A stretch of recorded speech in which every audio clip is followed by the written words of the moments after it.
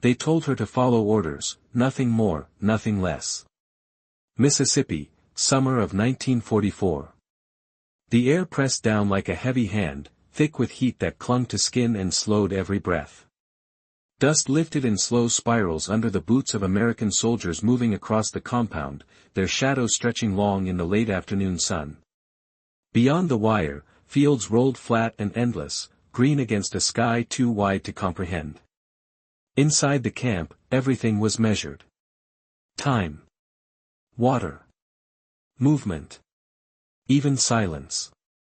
Captain James Carter stood near the medical tent, a clipboard tucked under his arm, his uniform pressed despite the heat, his posture exact, controlled. He had learned long ago that control was the only thing that kept order from slipping. The war had taken enough already. He wasn't about to let chaos take the rest. In front of him stood a line of German prisoners assigned to medical duty. Nurses, mostly. Women who had once worked in clean hospitals now standing in dust and wire, their gray uniforms hanging loose, their faces drawn but composed. They did not speak unless spoken to. They did not look unless allowed. They waited. Among them was Anna Weiss. 26. Blonde hair pulled back tight, not a strand out of place. Her hands rested still at her sides, fingers steady, not clenched, not trembling. She did not shift her weight like the others. Did not glance around.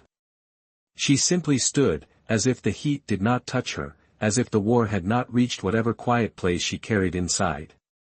Carter flipped a page on his clipboard, barely looking up. "You'll assist in the medical unit," he said, voice flat, practiced. "You follow instructions exactly. No improvisation. No deviation." The words landed without emphasis, like routine, like something he had said 100 times before. A guard repeated the order in German. The women nodded, one by one. Small movements. Controlled. Expected. When it reached Anna, she did not nod immediately. She listened. Fully. Then she inclined her head once. Nothing more. Carter's eyes flicked to her for half a second. Just long enough to register the difference. Then gone. "Your job is simple," he continued. "Stabilize patients. Maintain order. Keep them alive until transport." He paused, just a fraction. "That's it. No speech about duty. No warning. Just instruction." Because in his world, clarity was mercy. Anna stepped forward when her name was called. A single step. Measured. The dust shifted under her boots, a soft sound lost in the hum of cicadas in the distance. A soldier handed her a small canvas bag, bandages, basic supplies, nothing more. She took it without looking inside. Without checking. As if she already knew what it contained. As if it didn't matter. Carter watched her for a moment longer this time.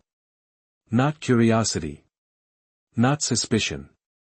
Just habit. He had seen hundreds of prisoners pass through. Some angry.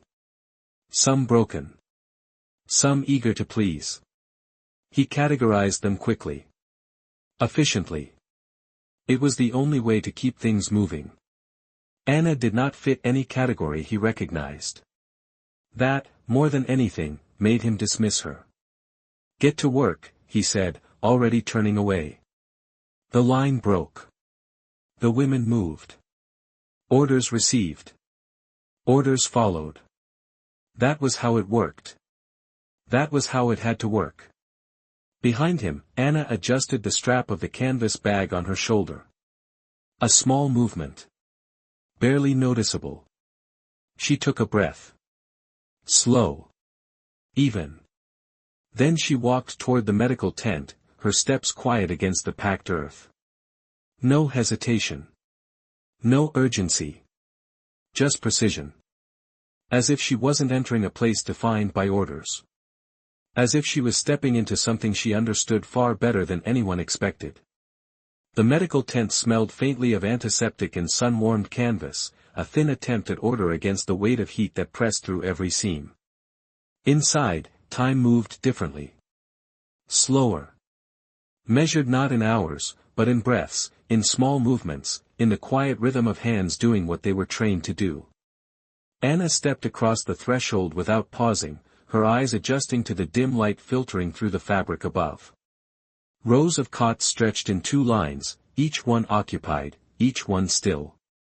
American soldiers lay there, some with eyes closed, some staring at the ceiling as if counting the seconds between one thought and the next.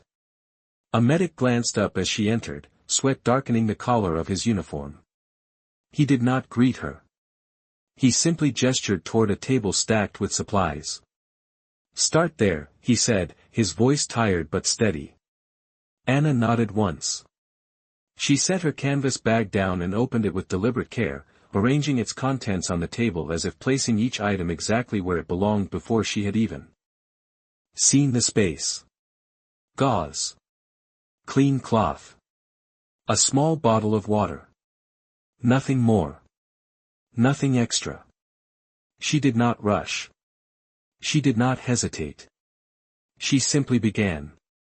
Her first patient was a young soldier no older than 19, his face pale beneath a layer of dust that the heat had turned into a thin film across his skin. His breathing was uneven, shallow, the kind that required attention but not alarm. Anna stood beside him for a moment without touching him, watching the rise and fall of his chest, counting silently. One breath. Then another. She reached for a cloth, dipped it lightly in water, and pressed it gently against his forehead. The movement was precise, not hurried, not soft for the sake of comfort, but exact in pressure and placement. The soldier's eyes opened slightly, unfocused at first, then settling on her face. Confusion flickered there. Not fear. Not anger. Just the quiet disorientation of someone who did not expect to see what he was seeing. Anna did not speak.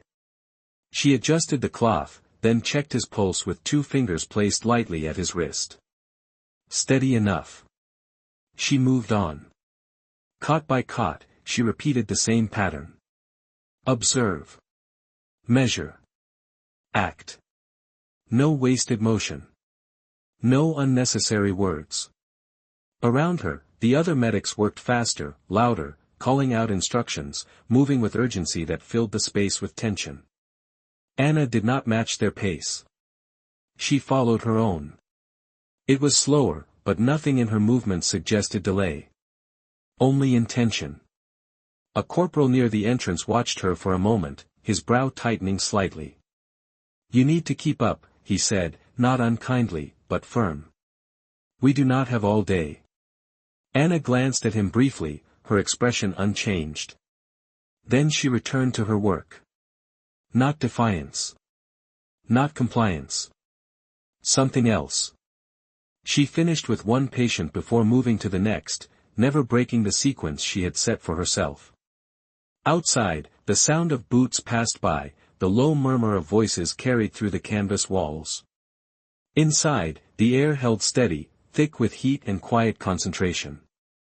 At the far end of the tent, one soldier shifted suddenly, a small movement that drew the attention of a nearby medic.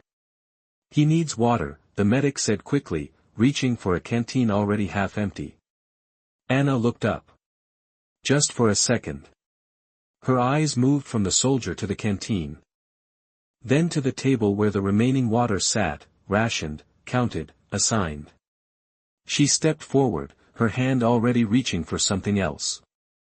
Not the nearest solution. Not the expected one. Something different. Something precise. The medic hesitated, watching her, unsure why.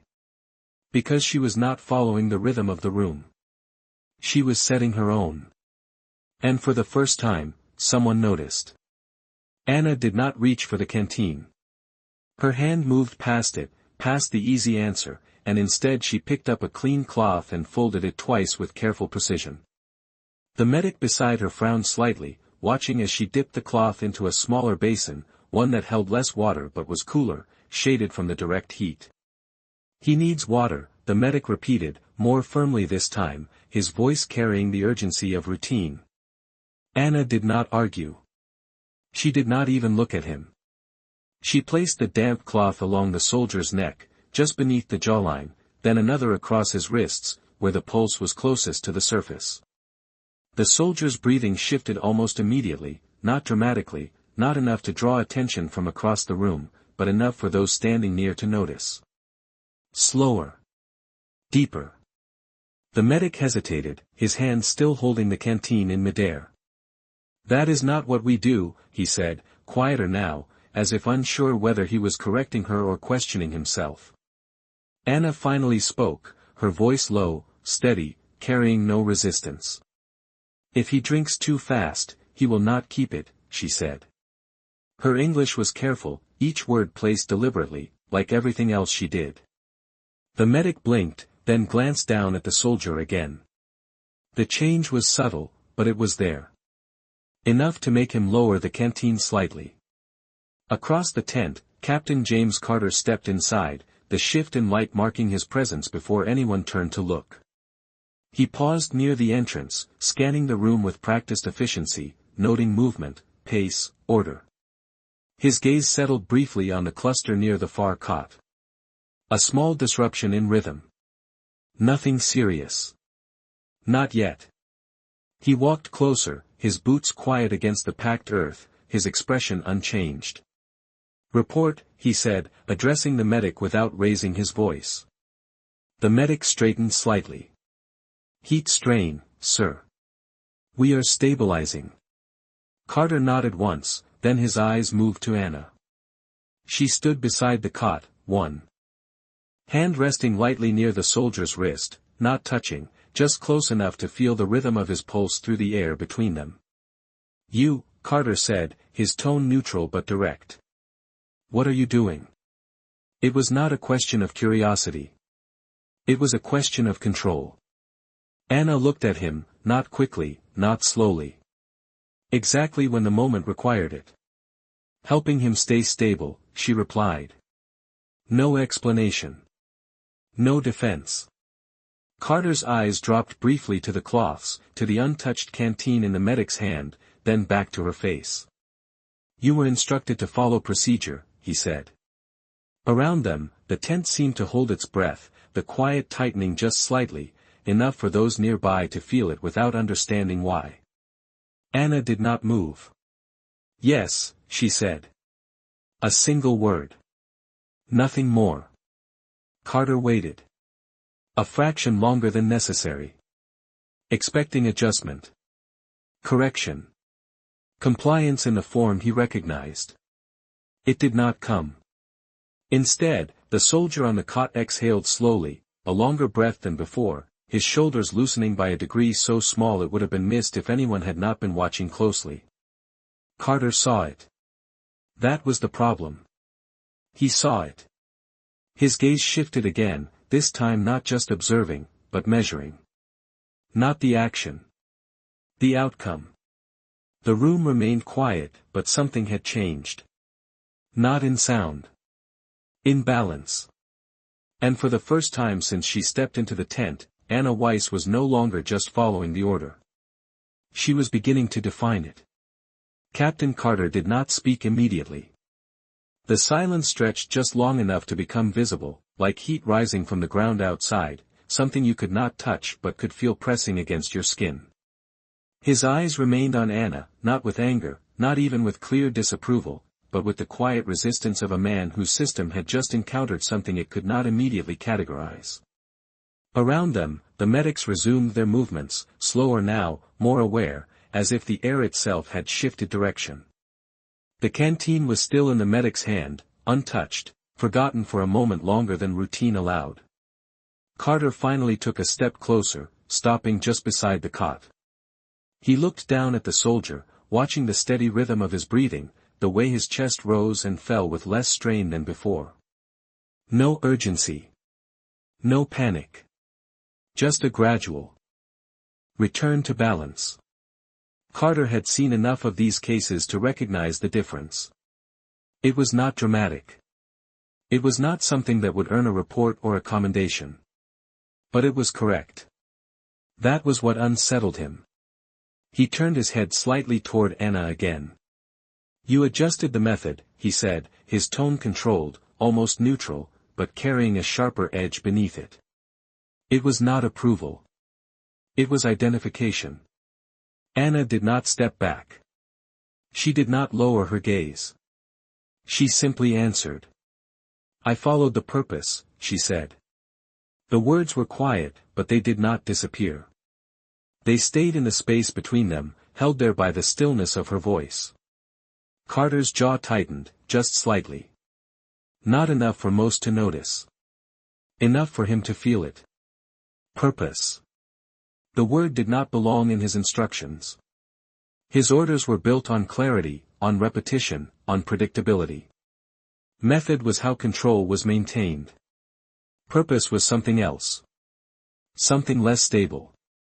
He glanced again at the soldier, then at the cloths placed with exact symmetry, then at the basin of water that remained half full. Nothing had been wasted. Nothing had been rushed. Every movement had been calculated, but not in the way he had defined. "You are not here to reinterpret orders," Carter said, his voice low, steady, carrying authority without needing to raise itself. A few heads turned, just slightly, sensing the shift in tone without fully understanding it. Anna's expression did not change. "No," she said. "I am here to carry them out." Carter held her gaze. Waiting. Expecting the contradiction to reveal itself. It did not. Because there was none. The soldier on the cot exhaled again, a slow, even breath, his body settling further into the thin mattress. The medic beside him finally lowered the canteen completely, setting it aside without being told. His eyes moved between Carter and Anna, uncertain where instruction now lived. Carter noticed that too. That was the second problem. Not the method. Not the result. The shift in attention. Authority did not disappear. It moved.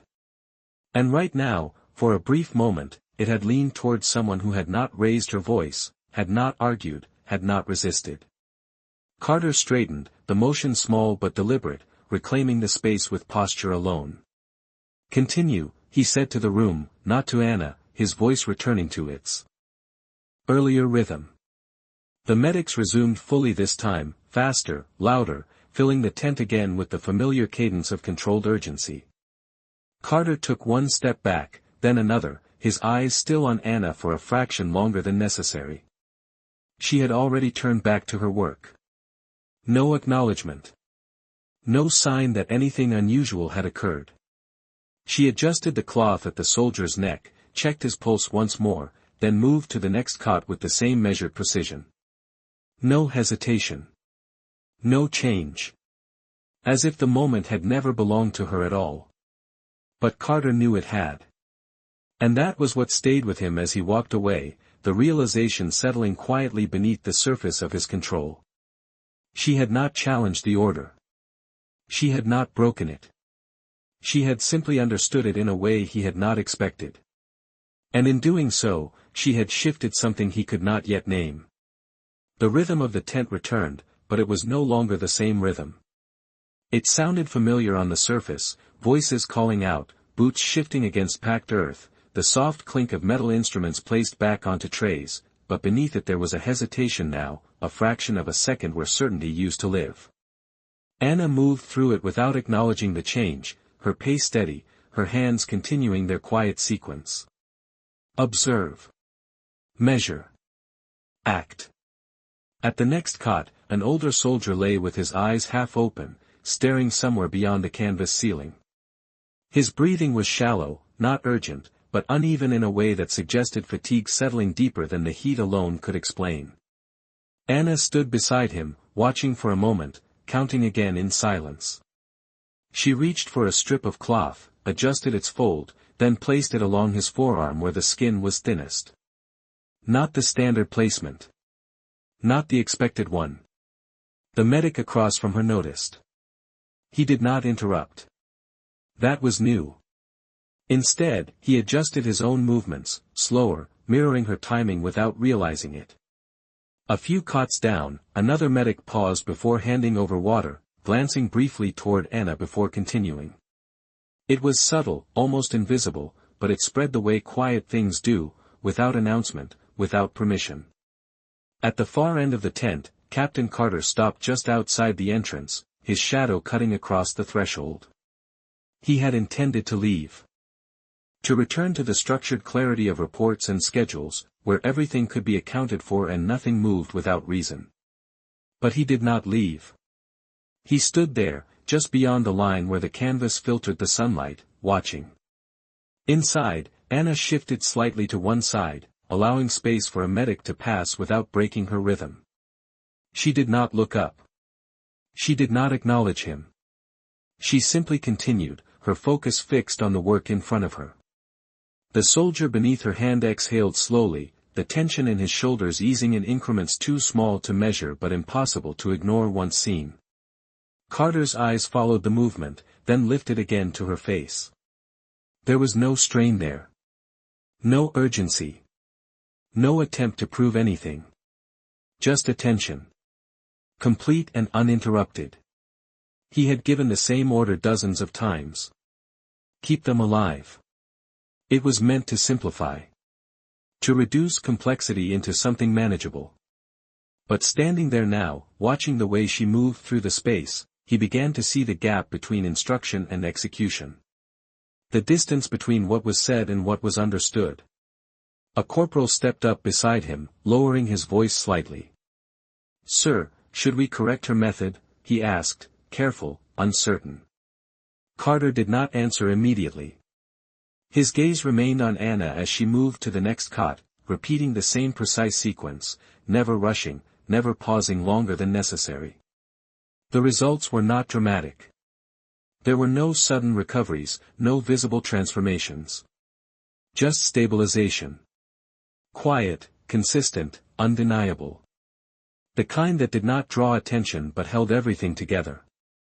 Carter finally spoke, his voice low, controlled. "No," he said. The corporal hesitated. "But it is not standard." Carter's eyes did not leave the tent. "It is working," he replied. The words settled differently than his earlier orders. Not a command. Not a correction. A recognition. Inside, Anna finished with the last patient in her row. She straightened slightly, adjusting the strap of her bag with the same small, deliberate movement as before. For a moment, she stood still, not resting, not waiting, just marking the completion of a sequence only she had defined. Then she turned and began again, moving back to the first cot, checking what had already been done. Not because she was told. Because it was not finished. Outside, Carter exhaled slowly, the breath measured, controlled, but carrying something new beneath it. Not doubt. Not yet. But awareness. The realization that control was not always held by the one who gave the order. Sometimes, it belonged to the one who understood what the order was meant to protect. And inside the tent, without raising her voice, without asking for permission, Anna Weiss continued, not changing the system, not breaking it, but quietly raising the standard it had never questioned. The heat did not break. It settled deeper, pressing into the canvas, into the ground, into the bones of everyone inside the tent. By late afternoon, even the air felt slower, heavier, as if every movement required more intention than before. But Anna's rhythm did not change. She moved through the rows again, her steps quiet, her attention precise, returning to each patient not as repetition, but as continuation. At the first cot, the young soldier she had treated earlier opened his eyes more fully this time. They focused on her face with less confusion, more awareness. He did not speak. He did not need to. His breathing had found a steadier pattern, the rise and fall no longer uneven. Anna adjusted the cloth at his neck, replacing it with one freshly cooled, her fingers moving with the same exact pressure, the same measured timing. No excess. No hesitation. A small nod came from the medic nearby, almost involuntary. Not approval. Recognition. Across the tent, the earlier urgency had softened into something more controlled. Voices were quieter. Movements more deliberate. It was not slower. It was different. At the far end, one of the medics reached for a canteen, then paused, glancing toward the basin instead. He hesitated for half a second, then chose the cloth. No one instructed him. No one corrected him. The shift continued, silent, unannounced, but real. Outside, Captain Carter remained near the entrance, though now he stood fully inside the tent, his presence no longer marked by distance but by observation. He watched the small changes, one after another, each one too minor to report, too subtle to justify attention on its own, but together forming something he could not ignore. This was not disorder. It was not deviation in the way he had been trained to identify. It was alignment, but not to his method. To something beneath it. A private leaned toward him, lowering his voice. "Sir, the pace is changing," he said. Carefully. Carter did not look at him. "No," he replied. "The result is." The private fell silent. Carter stepped forward, moving between the rows now, closer to the work itself. He stopped beside a cot where a soldier had been restless earlier, shifting frequently, unable to settle. Now he lay still, not rigid, not tense, just at ease in a way that suggested balance had been restored without force. Carter glanced at the supplies near the bed. Less water used. More cloth. More attention. He turned slightly and saw Anna at the far end again, her head inclined just enough to watch a patient's breathing without touching him. She waited. 3 seconds. 4. Then she acted, adjusting the angle of his arm, nothing more. The change was immediate. Subtle. Effective. Carter felt something unfamiliar move through his thoughts, not doubt, not resistance, but recalibration. He had built his authority on predictability, on systems that could be repeated without variation. But what he was seeing now was not a rejection of that system.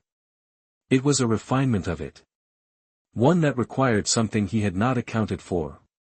Judgment. Quiet, precise, and grounded in something deeper than instruction. He walked closer, stopping just behind Anna as she finished with another patient. For a moment, neither of them spoke. The sounds of the tent continued around them, steady, controlled, but no longer rigid. "You are changing how they work," Carter said finally, his voice low, not accusatory, but direct. Anna did not turn immediately. She finished adjusting the cloth in her hand, set it down, then looked at him. "No," she said. "I am showing them what they already know." Carter held her gaze. The words did not challenge him. They removed something instead. The assumption that control had to be imposed. That understanding could not exist without instruction. Around them, the tent continued its quiet transformation, not louder, not faster, but clearer. Carter straightened slightly, his posture unchanged, but his attention different now. Not guarding the system. Watching it evolve. And Anna Weiss returned to her work, not leading, not directing, simply continuing, as if the standard had always been there, waiting for someone to recognize it.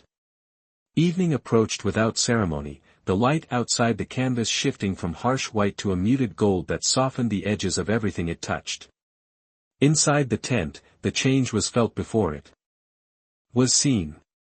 The heat loosened its grip by a fraction, just enough for the air to move again, just enough for breathing to feel less like effort and more like rhythm. The work did not stop. It never did. But it settled into something quieter, more deliberate, as if the day itself had exhaled. Anna moved through the final row once more, her steps unchanged, her focus intact. She paused beside a soldier who had not stirred for most of the afternoon, his breathing steady but distant, as if he were somewhere else entirely. She watched him for a moment, not checking, not measuring, simply observing. Then she adjusted the angle of his head by less than an inch, placing a folded cloth beneath it. A small change. Almost nothing. The soldier's breath deepened slightly, the tension leaving his brow without him waking. Anna stepped back. That was enough. Across the tent, the medics no longer worked around her. They worked with the same quiet precision she had introduced, not copying, not mimicking, but aligning. One adjusted a cloth before reaching for water. Another paused to count breaths before acting. No one announced the change. No one acknowledged it. It simply existed now, woven into the rhythm of the room. Captain Carter stood near the center, no longer at the edge, no longer observing from a distance. He had moved without realizing it, drawn inward by something he could not fully name. He watched as a young medic hesitated before acting, then chose a slower approach, his movement steadier, more controlled. The result was immediate. Not dramatic. Not visible to anyone not paying attention. But Carter saw it. He had trained himself to see patterns, to identify outcomes, to measure efficiency. What he was seeing now did not fit the structure he trusted.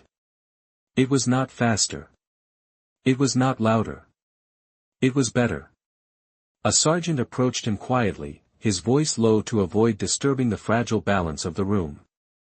"Sir, should we formalize this?" he asked, glancing toward Anna without naming her. Carter did not answer right away. His eyes followed Anna as she reached the end of the row, then turned back, beginning the sequence again without pause, without signal. She did not look for approval.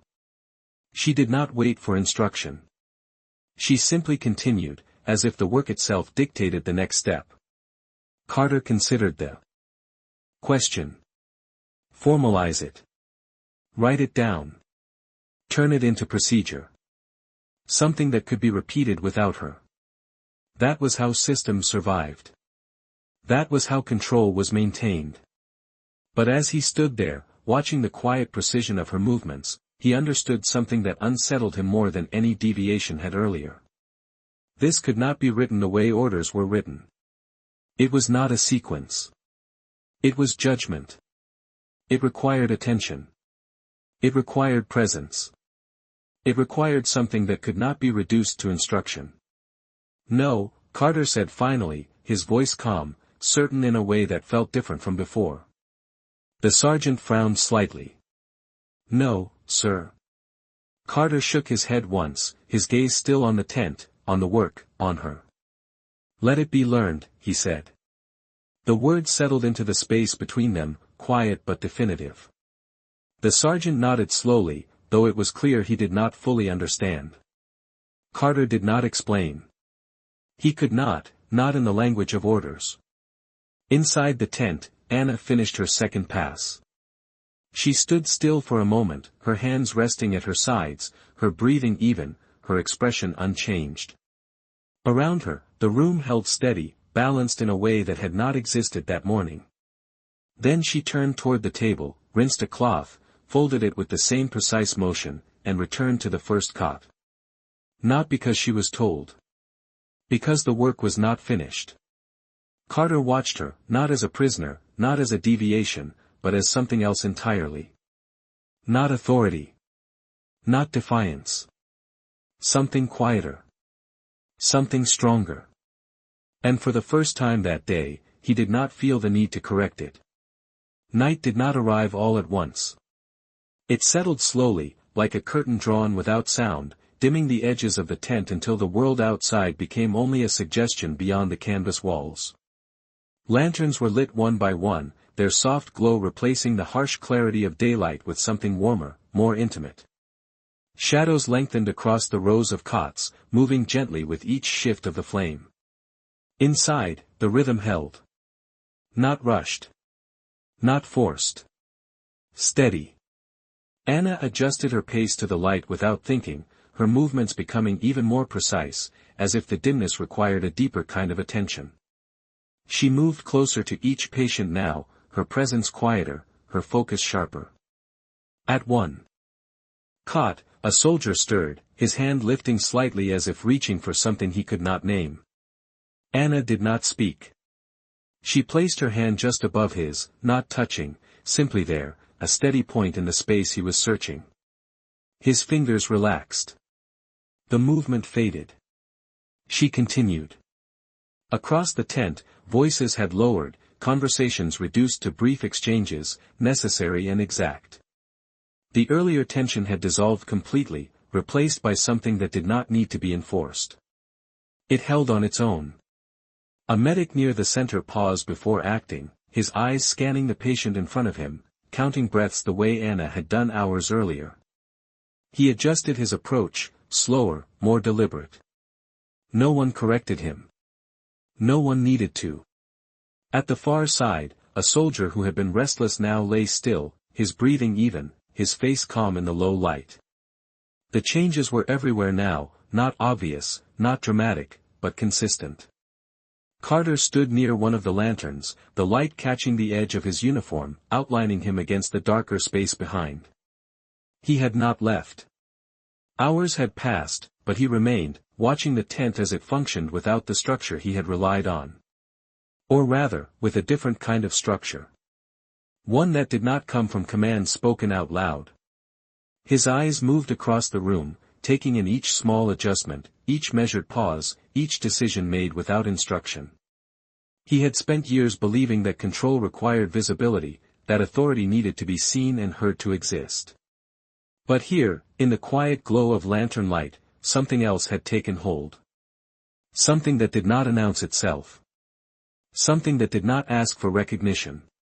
He turned slightly as a junior officer approached, his footsteps careful on the packed ground. "Sir, night rotation is ready," the officer said softly. Carter nodded once, but did not move. The officer hesitated. "Should we brief them on the changes?" Carter's gaze returned to Anna, who was kneeling slightly beside a cot, adjusting a cloth with the same exact motion she had used since the beginning. No variation. No display. Just consistency. He considered the question, the instinct to translate what he was seeing into instruction, into something that could be passed on, controlled, replicated. But the words did not come. Not because he lacked them. Because they would not fit. "No," he said quietly. The officer waited. Carter's voice remained low, steady. "They will see it." The officer nodded, though uncertainty lingered in his expression. He stepped back, leaving Carter where he stood. Inside the tent, Anna finished with the cot and rose, her movements unhurried, her posture unchanged. She moved to the next without looking around, without checking who was watching, without acknowledging the shift she had set in motion. Because for her, nothing had shifted. This was simply how the work was done. Carter watched her for a long moment, the lantern light flickering slightly between them. He had given an order that morning. Clear. Simple. Controlled. And yet, standing here now, he understood something that could not be written into any report. The order had not changed. But its meaning had. And it had not been changed by him. The night settled deeper, the lantern light growing softer as the hours stretched past what anyone was counting. Outside, the world had gone quiet, the distant sounds of the camp reduced to occasional footsteps and the low murmur of voices carried on warm air. Inside the tent, the rhythm held steady, almost suspended, as if time itself had slowed to match the precision of the work being done. Anna moved through the rows again, her presence as constant as the light, as if she had always been there, as if the space had shaped itself around her rather than the other way around. At one cot, a soldier shifted slightly, his breath catching for just a moment before evening out again. Anna paused, not reacting to the movement, but to the pause within it. She waited. 1 second. 2. Then she adjusted the cloth at his wrist, just enough to restore the rhythm without breaking it. The change was immediate, quiet, complete. She moved on. Across the tent, the medics no longer glanced toward her for confirmation. They did not need to. Their movements had absorbed the pattern, not as instruction, but as understanding. One adjusted a patient's position before reaching for supplies. Another stepped back for a moment, watching, counting, then acting with a calm that had not been there before. The space between actions had become as important as the actions themselves. Captain Carter stood near the center now, no longer apart from the work, but not part of it either. He occupied a space that had shifted beneath him, one where authority did not disappear, but changed form. He watched as a young medic hesitated beside a cot, his hand hovering for a moment before choosing a slower approach. The result was subtle, but Carter saw it. He had always seen outcomes. That had been his strength. But now he was seeing something else. The decisions behind them. The awareness that guided them. A sergeant approached quietly, his voice low, careful not to disturb the fragile balance that had settled over the tent. "Sir, the next shift is asking for guidance," he said. Carter did not answer immediately. His eyes remained on the room, on the way it functioned without being told, on the quiet alignment that had taken hold. He could give them instructions. He could define the method, write it down, make it repeatable. That was what he had always done. That was what was expected of him. But as he stood there, he understood that anything he said would reduce what he was seeing. It would turn something living into something fixed. "Tell them to observe," Carter said finally, his voice steady, certain in a way that felt different from command. The sergeant nodded slowly, though it was clear the answer did not fit the question he had asked. He stepped away without pressing further. Inside the tent, Anna reached the end of the row once more. She stopped, not from fatigue, not from uncertainty, but from completion. For a moment, she stood still, her hands at her sides, her breathing even, her presence quiet but unmistakable. Around her, the room held steady, balanced in a way that did not require adjustment. Then, without pause, she turned and began again, moving back to the first cot, her steps as precise as before. Not because she was told. Because the work continued. Carter watched her, the lantern light flickering between them, casting shadows that moved and settled with each shift of the flame. He had spent the day maintaining control, ensuring that every action followed the order he had given. But now, standing here in the quiet of night, he understood something that did not fit within the structure he had built. Control was not always about directing every movement. Sometimes, it was about recognizing when something better had already taken hold. Anna Weiss did not look at him. She did not acknowledge his presence. She did not need to. She continued her work with the same calm precision, the same quiet certainty. And Carter, for the first time since the order had been given, did not feel the need to add anything to it. Just before dawn, the air changed again. Not cooler, not yet, but lighter, as if the weight of the night had begun to lift without asking permission. The lanterns burned lower now, their glow softer, their shadows less defined. Inside the tent, the rhythm remained unbroken. No urgency. No pause. Just continuation. Anna stood beside the first cot once more, her hand hovering just above the soldier's wrist, not touching, feeling the space where the pulse existed. She waited. One breath. Then another. It was steady. She adjusted nothing. That, too, was part of the work. Knowing when not to act. She moved on. Across the tent, the medics worked with the same quiet precision, their movements now fully aligned with something that had no written form. A cloth was folded before it was needed. A breath was counted before a decision was made. Water was given only when it would be kept. No one spoke about it. No one questioned it. It had become the way the room functioned. Captain Carter stood near the far end, his posture unchanged, his presence still, but his attention sharper than it had been at any point during the day. He watched the smallest details now, not just the results, but the moments before them. The hesitation. The choice. The restraint. He saw a medic step forward, then stop, adjusting his approach without being told. He saw another step back, giving space for a patient's breathing to settle before intervening. These were not orders. They were decisions. And they were correct. A junior officer approached him quietly, the faint sound of his boots softened by the packed earth. "Sir, morning rotation will be here in 20 minutes, he said. Carter nodded once, his eyes still on the tent. "Understood." The officer hesitated. "Do you want me to prepare instructions?" Carter did not answer immediately. His gaze moved to Anna again.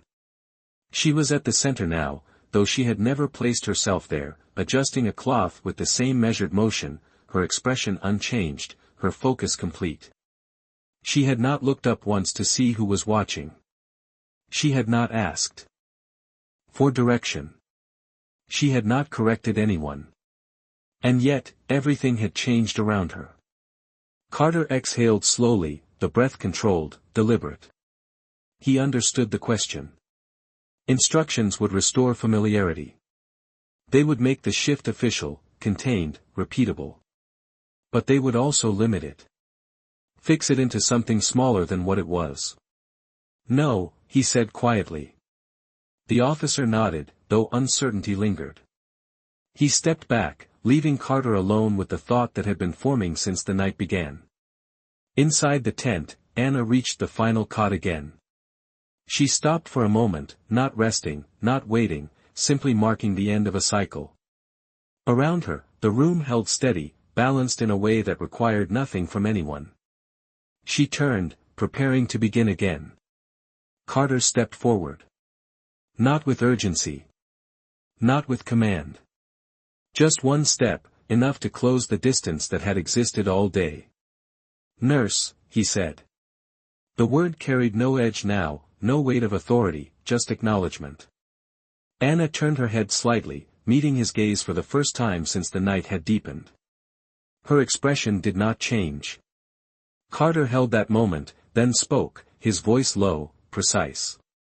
"You followed the order." It was not a question.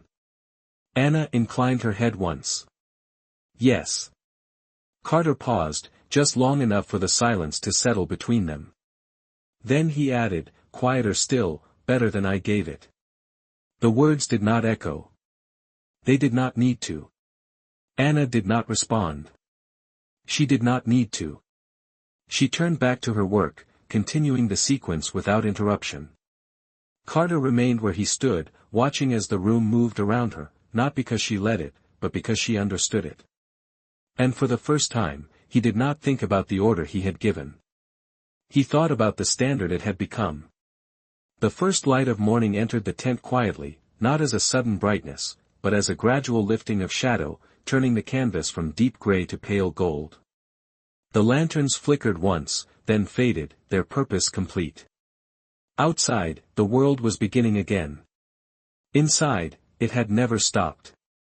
Anna moved through the final row with the same steady precision, her steps unchanged, her focus intact, as if the passing of time held no authority over the work itself. At the first cot, the young soldier opened his eyes fully now, no confusion. Left, only a quiet awareness. He looked at her for a moment, as if trying to understand something he could not quite name. Anna adjusted the cloth at his wrist, then stepped back. That was enough. No words were needed. Across the tent, the medics had settled into a rhythm that no longer felt borrowed. It belonged to them now. Each movement carried intention. Each pause held meaning. No one rushed. No one delayed. They worked with a clarity that had not been present the day before. Captain Carter stood near the entrance again, the same place where he had begun, but not in the same way. His posture was still exact, his uniform still pressed, but the tension that once defined his presence had shifted into something quieter, something that did not need to assert itself to exist. He watched as the morning light revealed the results of the night, not in dramatic changes, but in the absence of struggle. Breathing was steady. Movements were minimal. The room held balance without effort. A senior medic approached him, holding a clipboard, ready to report, ready to translate what had happened into numbers, into categories, into something that could be recorded and reviewed. "Sir, conditions have stabilized across all rows," he said, his voice professional, measured. Carter nodded once. I can document the changes in approach if needed. Carter glanced at the clipboard, then back at the room. The instinct to record, to define, to preserve through structure was familiar. It had guided him through every decision he had made. But as he stood there, he understood that what had happened here could not be reduced without losing something essential. "No," Carter said. The medic hesitated. "No, sir." Carter shook his head slightly. "Write the results," he said. "Leave the method." The medic studied him for a moment, then nodded slowly, though the answer did not fit the system he knew. He stepped away, the clipboard held a little lower than before. Inside the tent, Anna reached the end of the final row. She stopped, not to rest, not to reflect, but because the sequence had reached its natural pause. Around her, the room held steady, complete in a way that required no adjustment. For a moment, she stood still, her hands at her sides, her breathing even, her presence quiet. Then she turned toward the table, rinsed a cloth, folded it with the same precise motion, and placed it exactly where it belonged. Not because she would use it again. Because it should be ready. Carter watched her, the morning light catching the edges of her silhouette, defining her not by what she was, but by how she moved. He had spent his career believing that authority shaped outcomes, that orders created results. But what he had seen here did not follow that line. It moved differently. It began with understanding, not instruction. He took a step forward, then stopped, not needing to close the distance any further. There was nothing left to say that would add to what had already been done. Anna did not look at him. She did not need to. She picked up her canvas bag, adjusted the strap with the same small, deliberate motion, and walked toward the entrance. Her steps were quiet, her pace unchanged, her presence leaving the space as seamlessly as it had entered it. Carter remained where he stood, watching her pass, not as a prisoner, not as a subordinate, but as something else entirely. Not above him. Not below him. Simply beyond the reach of the order he had given. And as the morning fully arrived, filling the tent with light, Carter understood something he had not known before. She had followed the order exactly. She had just refused to let it remain small. The morning did not rush in. It settled, steady and certain, filling the tent with a kind of clarity that revealed everything without forcing it. The canvas walls no longer held shadows, only light, soft and even, stretching across the rows of cots where the quiet work of the night remained visible in what was no longer happening.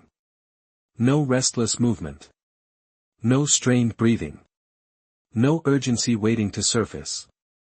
Just balance. Anna stepped out of the tent into the open air, the shift in temperature slight but noticeable, the early sun already warming the ground beneath her boots. The camp beyond was beginning to move, soldiers crossing paths, voices rising, the structure of the day rebuilding itself after the stillness of night. She did not look back. She adjusted the strap of her canvas bag once, the same small motion, then continued forward, her pace unchanged, her posture steady. Inside, Captain Carter remained where he was, standing just within the threshold, the line between inside and outside marking more than space. He watched the tent without entering further, as if stepping deeper would require something he had not yet decided to give. The medics continued their work, now transitioning into the routines of morning, checking, confirming, maintaining. But even that felt different. Not heavier. Not lighter. More exact. A young medic approached him, his voice carrying the cautious tone of someone still learning where authority rested. "Sir, do we return to standard procedure?" he asked. Carter did not answer immediately. His eyes moved across the room, not searching, not evaluating, simply observing what was already there. Standard procedure.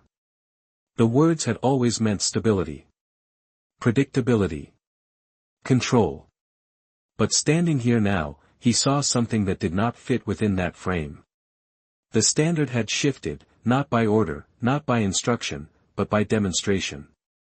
He turned his head slightly, looking toward the entrance where Anna had just passed, her absence as quiet as her presence had been. "No," Carter said finally, his voice calm, certain in a way that no longer needed reinforcement. The medic waited. Carter continued, not louder, but clearer. "This is the standard." The word settled into the space, not as command, but as acknowledgement. The medic nodded slowly, absorbing it, not fully understanding, but recognizing its weight. He turned back to his work, his movements already aligned with what had been shown, not what had been told.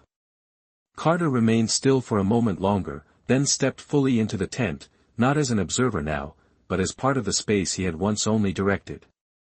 He moved between the rows, his steps measured, his attention precise, mirroring what he had watched through the night.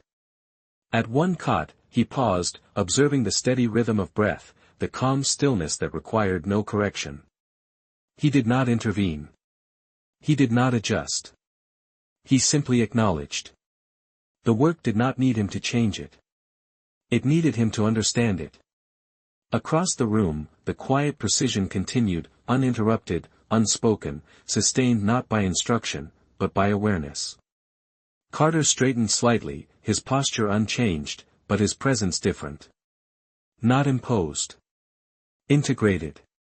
Outside, the sun rose higher, the day taking shape around the camp, orders being given, routines being followed, the structure of war continuing as it always had. But inside the tent, something else had been established. Something that did not depend on volume or rank. Or command. Carter stepped back toward the entrance, stopping once more at the threshold. He looked out into the camp, then back into the tent, the two worlds separated by more than canvas. He had given an order the day before, expecting it to define what would happen next.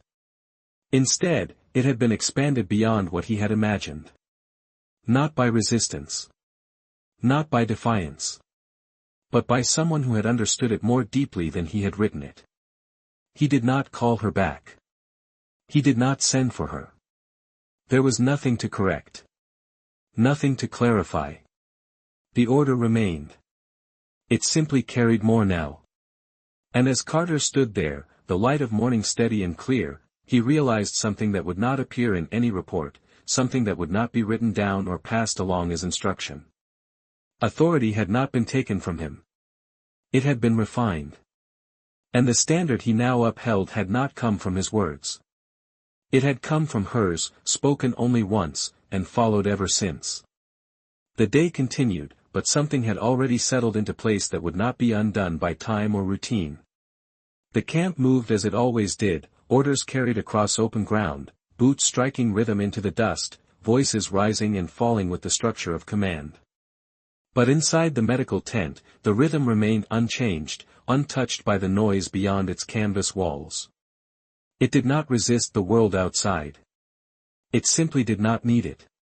Captain Carter stood once more at the entrance, his hand resting lightly against the wooden frame, not holding it, not leaning, just there, as if marking a boundary he now understood differently.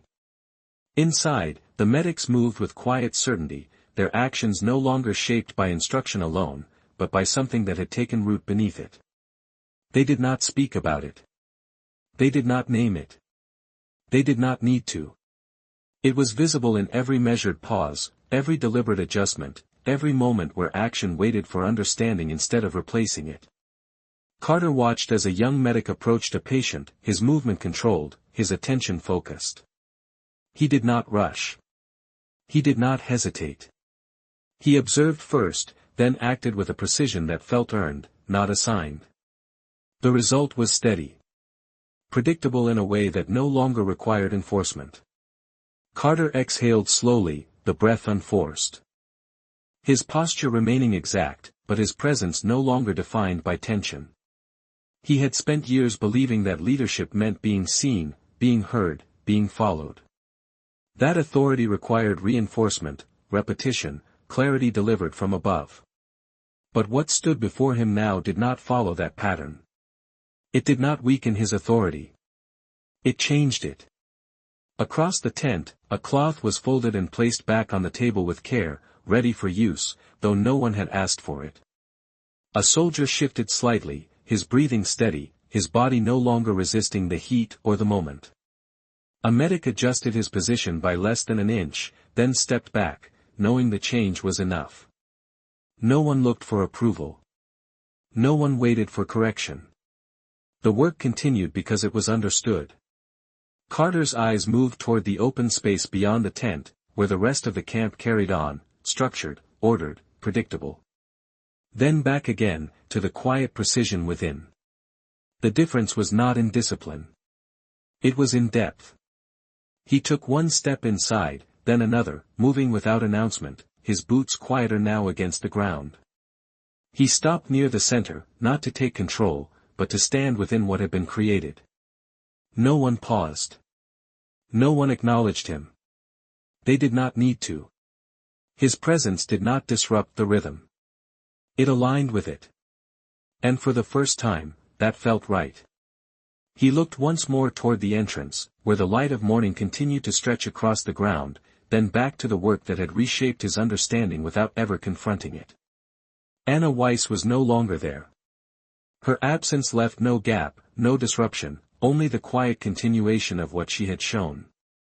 She had not stayed to explain. She had not waited to be recognized. She had not asked for anything in return. Carter lowered his hand from the frame of the tent, letting it fall naturally to his side. The boundary he had once relied on no longer needed to be held.